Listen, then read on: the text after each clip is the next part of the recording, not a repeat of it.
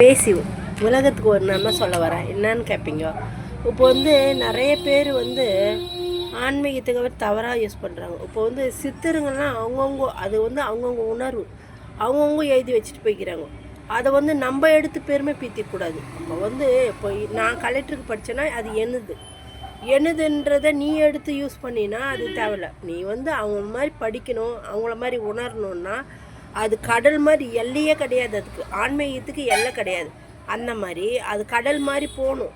நீ எடுத்து ஒருத்தவங்கள்ட்ட எடுத்து சாப்பிட்டு நான் ஆன்மீகத்தை உணர்ந்தேன்னு சொல்கிறது தவறான செயல்.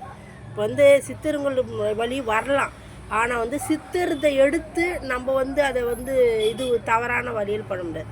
இப்போ ஒரு சித்தருக்கு ஒரு பலன் இருக்குது. அதை படிக்கலாமா தவிர அதை வச்சு ஆன்மீகத்தை சம்பாதிக்கக்கூடாது.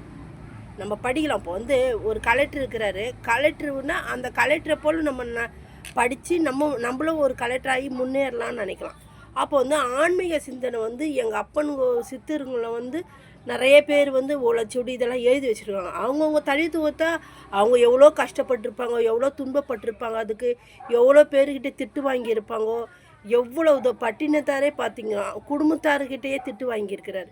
அப்படியெல்லாம் திட்டு வாங்கி செஞ்சு உங்களுக்கு நன்மையை எழுதி வச்சு மக்களுக்கு தான் எழுதி வச்சுட்டு போகிறாங்க. ஒரு தனி மனிதனுக்கு எழுதி வச்சுட்டு போகல, மக்கள்னா எல்லாருக்கும் எழுதி வச்சுட்டு போய்க்கிறாங்க.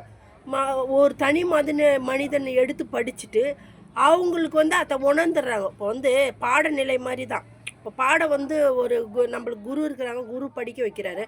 குரு படிக்க வச்சதுன்னா ஒன்றாவதுலேருந்து படிச்சுன்னு வந்தோடனே குரு பாடநிலை இப்போ நம்ம கலெக்டராகவே ஆகிடும். அந்த ஒன்றாவது படித்ததுனால தான் நம்ம கலெக்டராக இருக்கிறோம்.